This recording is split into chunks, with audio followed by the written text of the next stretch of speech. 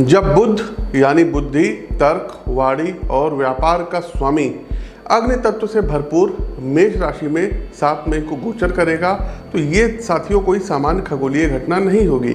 ये आपके जीवन में बड़ा माइंड शिफ्ट लेकर के आएगी।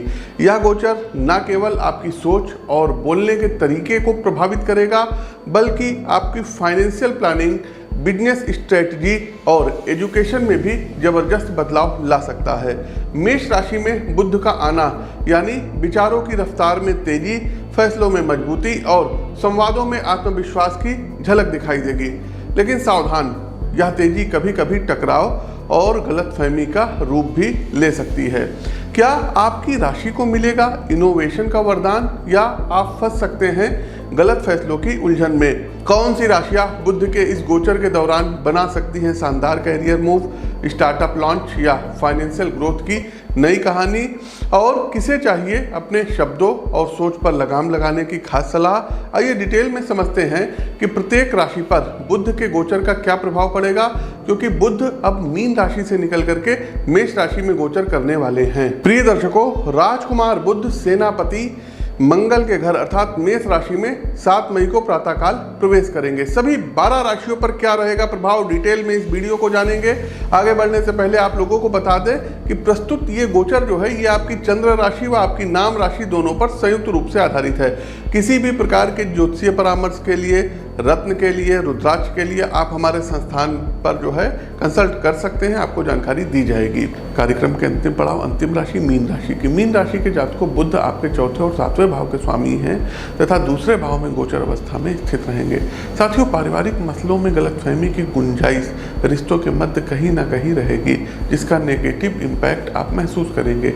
देखिए, अक्सर ऐसा होता है कि फैमिली मुद्दों में हम परिवार के सदस्यों से ज़्यादा महत्व बाहर के किसी व्यक्ति को देने लगते हैं, जिसके कारण आपके मन मस्तिष्क में अपने ही सगे संबंधियों की नकारात्मक छवि बन जाती है। इस अवधि में आपको इन सब चीज़ों से बचना होगा।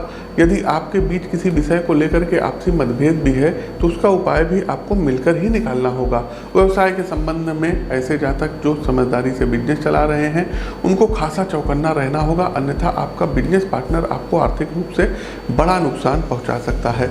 एक और बात साथियों, अपनी भावनाओं को व्यवसाय पर हावी न होने दें। यदि घर, परिवार, दाम्पत्य जीवन या प्रेम जीवन की कोई बात आपको परेशान कर रही है तो उसका नेगेटिव इम्पैक्ट अपने कामकाज पर ना पड़ने दें। छात्रों के लिए शैक्षिक दृष्टिकोण से थोड़ा ज़्यादा जूझने की स्थिति बनेगी। आप एकाग्रता की कमी महसूस कर सकते हैं। जिन लोगों को आंखों से संबंधित दिक्कत थी उन्हें इस अवधि में अब ज़्यादा चौकन्ना रहने की सितारे सलाह दे रहे हैं। तो साथियों, ये तो ओवरऑल था मेष से लेकर के मीन राशि के जातकों का हाल कि बुध जब मेष राशि में पहुंचेंगे तो क्या प्रभाव देंगे।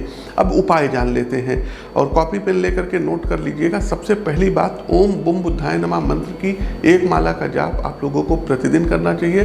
दूसरा साथियों, बुधवार वाले दिन किन्नरों को कुछ मीठा खिलाने की आदत डाल लीजिए।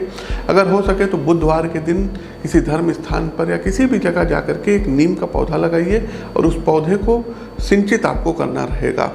इसके अलावा एक काम ये भी करिएगा साथियों कि गणपति अथर्वशीर्ष का पाठ करिए, गणेश जी को दूर्वा चढ़ाइए।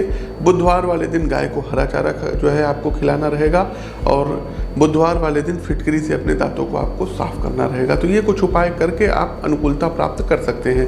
हमारा प्रस्तुत गोचर कैसा लगा कमेंट बॉक्स के माध्यम से हमें अवगत अवश्य कराएं।